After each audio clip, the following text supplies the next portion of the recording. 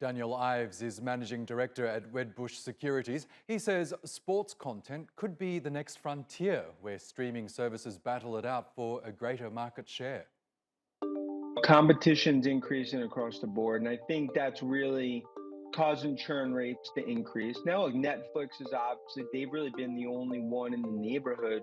Now you have a legit 6, 7 streaming platforms, and globally, you're starting to see more pop up in different countries that cater to those sort of languages and that content.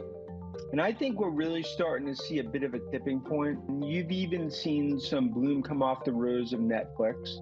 Disney competition increasing, prices have gone up across the board. The average consumer household, specifically in the US, has about 3 to 4 streaming services. There's only room for one other potentially. I think the biggest risk is just in a macro that's starting to soften. You start to see churn rates, cancellations, more going out to the movies, other forms of entertainment. And I think I'd almost call this a pandemic hangover. I think the sustainability of the spending that we're seeing on pure content films is going to be very difficult. I don't think it's a sustainable strategy in terms of the numbers. I mean, you're going to have Netflix that's going to be spending upwards of 20 billion.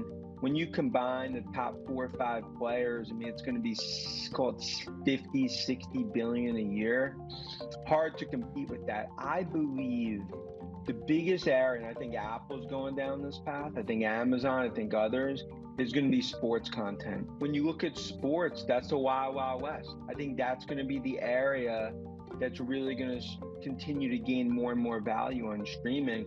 And Disney, especially on the ESPN side, it has a big advantage. Some of the parts, Disney, there's a lot of value in ESPN, the content areas, some of the streaming, given the success that they're having. I think more investors maybe want to see them spin that off. Look, I think we're going into the next phase of streaming. It's going to be a lot more competitive. It's no longer just Netflix in town. Disney has been, I think just a meteoric success. And I think you're just going to see some clear winners and losers because it's not sustainable that families are going to have 5, 6 streaming platforms in their house, especially with prices continuing to increase. So I think you're going to see consolidation.